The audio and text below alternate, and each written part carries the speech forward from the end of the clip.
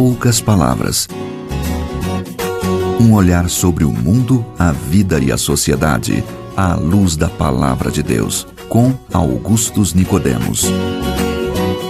Começa agora mais uma edição, em poucas palavras, mas com bastante ênfase aqui para você nos temas diversos que a gente traz, aqui com a participação do comentarista pastor Augustus Nicodemos. As palavras são poucas, mas elas são bem pensadas, né, Nathan? Pois é. Desafiadoras, inclusive, né? Exatamente. Com essas dúvidas que a gente recebe no nosso e-mail. Constantemente, pastor, está lá o e-mail chegando a perguntas uma atrás da outra, né? Pois é. Eu gostaria que, às vezes, nós tivéssemos muitas palavras, né? Porque são tantas perguntas. Mas você sabe, eu acho que uma das razões da audiência tão grande do nosso programa, Nathan, é exatamente que são poucas, né? Palavras, porque eu percebo isso. Quando eu publico no meu site, no Facebook, um artigo longo, as visualizações caem muito, né? Eu publico alguma coisa com 2, 3 parágrafos, aí sobe para centenas e às vezes milhares de visualizações, né? Então, hoje em dia, o pessoal está buscando informação que venha de maneira clara, curta, direta e objetiva, né? Por conta dessa revolução, né, que as mídias sociais causaram no sistema de comunicação. Pois é, com certeza. A gente tem estudos, inclusive, falando sobre essas questões, mas depois a gente até fala um pouquinho sobre isso aí, quem sabe. Mas é um desafio você responder perguntas teológicas em poucas palavras, né? Eu não queria estar na pele do senhor, não. Nem eu, mas não tem jeito. Tá bom. Tá igual, não sei se você viu aquela piada do Tiririca, né? Que dizia assim: eu sempre tentei fugir de mim mesmo, mas onde eu ia, lá eu estava, né? Pois é, não tem jeito. Não tem como fugir. Essa piada do Tiririca foi horrível, eu não devia nem ter mencionado isso. Deixa aí, o pessoal tem hora que faz. Às vezes, quando eu faço umas dessas na sala de aula, o pessoal fica assim: vocês têm que ir, senão eu não dou nota.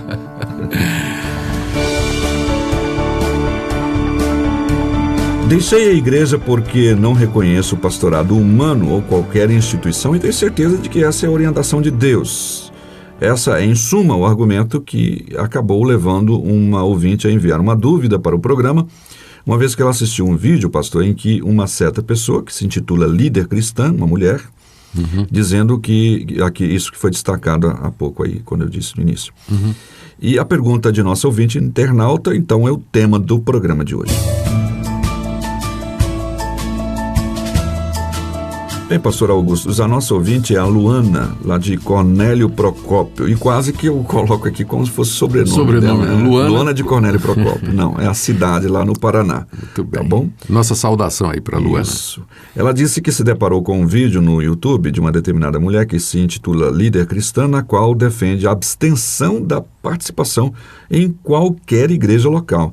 A Luana também ficou curiosa porque havia ali uma quantidade relevante de apoio a essa posição nos comentários do vídeo, na qual a mulher, em suma, rechaça a instituição igreja, também o pastorado humano, a prática do dízimo, dizendo que Jesus não fez nada disso. E ela encabulou mais ainda porque ela disse que a pessoa lá no vídeo afirma com convicção que recebeu essa orientação do próprio Deus para deixar a igreja e todas estas coisas consideradas práticas humanas. Então ela pergunta finalmente, como é que nós podemos refutar objetiva e biblicamente pensamentos como esses, ajudar pessoas decepcionadas com a instituição igreja, ela põe entre aspas esses decepcionadas, de modo que essa pessoa não vire mais uma desigrejada, ela possivelmente deve ter amigos que estão nessa situação, né? Bom, primeiro vou só comentar aí a fonte de autoridade usada aí por essa líder, né, para falar contra a igreja. Ela disse que Deus revelou para ela. Então, esse é o tipo de apelo de quem não tem argumento, né? Deus me mostrou. Pronto. Deus mostrou a você, mas não mostrou a mim. Não mostrou a outros e também não está na Bíblia, não é? Então, quando o pessoal não tem argumento, aí vem com isso, Deus me mostrou, Deus me revelou, não é? Então, já por esse argumento, você já pode ver o nível, né, de fundamentação bíblica que essa líder deve ter, né? Nathan, eu vou começar dizendo o seguinte, eu creio que os desigrejados, eles não estão errados não, quando eles criticam estruturas e hierarquia de igrejas organizadas, não é? Que se esquecem das pessoas e acabam dando prioridade à organização. Eu concordo com os desigrejados que a gente não pode identificar a igreja com cultos organizados, programação sem fim, né, durante a semana, cargos e funções, organizações internas, células, encontro de casal. Eu não discordo deles, não. Também estou de acordo com os desigrejados de que a igreja institucional, né, ela vem cometendo e cometeu muitos erros no decorrer de sua longa história. Tá? Então, eu quero começar assim. Mas, dito isso, eu pergunto se, ainda assim, está correto abandonar a igreja e seguir um cristianismo em voo solo. Sim. Como se você pudesse ser cristão sozinho, né? Eu perguntaria ainda se os desigrejados, eles não estão no final jogando fora o bebê junto com a água suja da banheira. Porque parece que a revolta deles, Natsa, não é somente contra a institucionalização da igreja, mas contra qualquer coisa que imponha limites ou restrição à sua maneira de pensar e de agir. Ela não quer ficar dentro de regras, né? Exatamente. Assim, eu fico com a impressão, Natsan, de que muitos desigrejados, eles querem se livrar da igreja para poder ser cristão do jeito que eles entendem, acreditar no que quiserem, serem livres pensadores, sem conclusões ou convicções definidas, fazer o que quiserem para poder experimentar de tudo na vida sem receio de penalização e correção. Então, esse tipo de atitude anti-instituição, antidisciplina, anti-regra, anti-autoridade, anti-limites de todo tipo, se encaixa perfeitamente na mentalidade secular e revolucionária de nosso tempo, que acaba entrando nas igrejas sob a forma de verdadeiro cristianismo, né?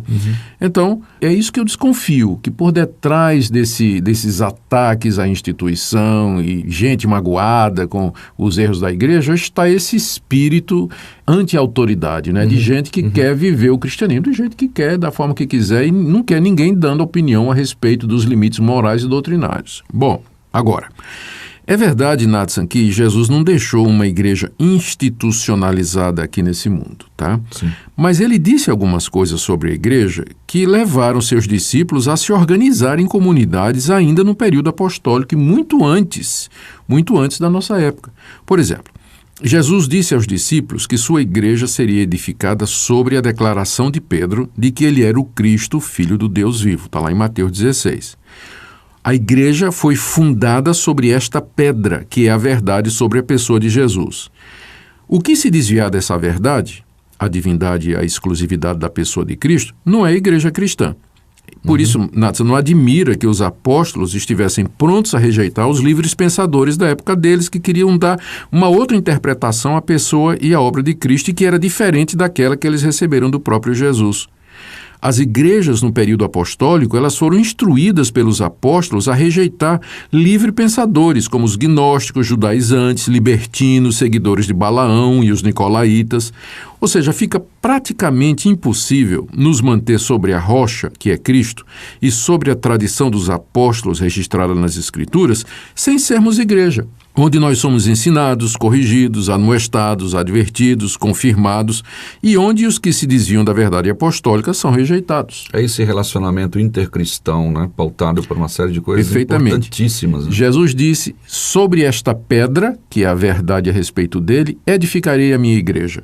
Como é que a gente mantém, então, essa verdade? Como é que nós nos asseguramos de que as pessoas que se professam cristãs estão nessa verdade, se não for através exatamente do ajuntamento, da autodisciplina, da autoverificação, de checarmos um ao outro e de exercermos, então, a disciplina para excluir aqueles que negam a Jesus? Então, não tem como fugir, né, do ajuntamento. Além disso, essa declaração de Jesus, Natsan, de que a sua igreja se ergue sobre a confissão a respeito de sua pessoa, nos mostra a ligação estreita, orgânica, indissolúvel entre Cristo e a sua igreja. Em outro lugar, Jesus ilustrou essa relação com a figura da videira e dos galhos, foi lá em João 15. E essa união foi muito bem compreendida pelos discípulos, que compararam a relação entre a cabeça e o corpo, a relação entre marido e mulher, e entre o edifício e a pedra sobre o qual ele se assenta, com a relação Cristo e a igreja, né? Os desigrejados, eles querem Cristo, mas não querem a igreja. Querem o noivo, mas rejeitam a noiva. Mas aquilo que Deus ajuntou, não separe o homem. Nós não podemos ter Cristo e não ter a noiva dele. Exato. Nós não podemos ter Jesus sem ter a sua esposa. Nós não podemos ter Jesus e não ter a igreja, né? Então, é outra coisa aqui. Há também aqui, Natson, uma outra coisa que eu quero dizer, é que Jesus instituiu o que nós chamamos de processo disciplinar, quando ele ensinou aos discípulos de que maneira deveriam proceder no caso de um irmão que cai em pecado. Está lá em Mateus 18. Jesus diz assim, que se o irmão pecar, você vai lá primeiro falar com ele. Se ele não te ouvir, leva mais 2. Se ele não ouvir, diz à igreja. E Jesus usou o termo, né? Igreja. E se não escutar a igreja, ele deve ser excluído. Ora, os seguidores de Jesus, os apóstolos, entenderam isso muito bem, porque nós encontramos lá nas cartas que eles escreveram, nas cartas de Paulo, de Pedro, etc., as cartas de João, advertências que eles mandaram às igrejas dizendo que se afastassem e excluíssem os que não quisessem se arrepender dos seus pecados e que não andassem de acordo com a verdade apostólica. Um exemplo disso é a exclusão daquele irmão imoral, né, da igreja de Corinto, 1 Coríntios capítulo 5, quando Paulo diz, expulsai de entre vós o malfeitor. Eu não entendo como é que isso pode ser feito numa fraternidade informal, livre, que se reúne para tomar um cafezinho na sexta-feira, discutir assuntos culturais e onde não existe a consciência de pertencermos a um corpo que seguia conforme as regras que foram estabelecidas por Cristo. E que um ajuda o outro a encontrar e se manter nesses limites bíblicos. Né? Olha ainda o que é que Jesus disse. Ele disse que os seus seguidores fizessem discípulos em todo o mundo. Ide por todo o mundo, fazei discípulos de todas as nações, batizando-os em nome do Pai, do Filho e do Espírito Santo e ensinando-os a guardar tudo o que vos tenho dito. Agora me diga como é que nós vamos fazer isso se não for igreja? Exato. Sem ajuntamento. Não é? Sem a liderança, sem discipulado. Não tem como obedecer ao Senhor Jesus a respeito disso, não é? Se a gente não se tornar igreja. O livro de Atos é muito claro, Nathan, como os cristãos se organizaram em igrejas, elegeram presbíteros, elegeram diáconos para cuidar da área social. As cartas que Paulo escreve a Timóteo, ele diz, Timóteo, organiza aí a liderança, elege presbíteros, elege diáconos, eles têm que governar a igreja. Se alguém não atender, você disciplina, repreende na presença de todos para que os outros também tenham temor. Jesus mandou que os discípulos celebrassem a ceia, fazer isso em memória de mim. Como é que vamos fazer isso sozinho em casa? Eu pego um pedaço de pão e um cálice, eu sozinho?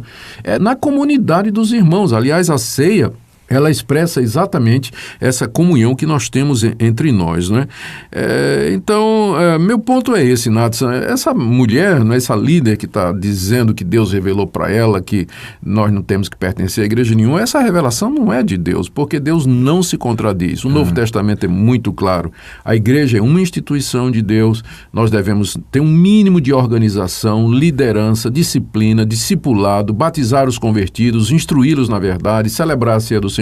Agora, me diz como é que um desigrejado faz isso. Talvez sentado num restaurante, daqui a pouquinho eles começam a...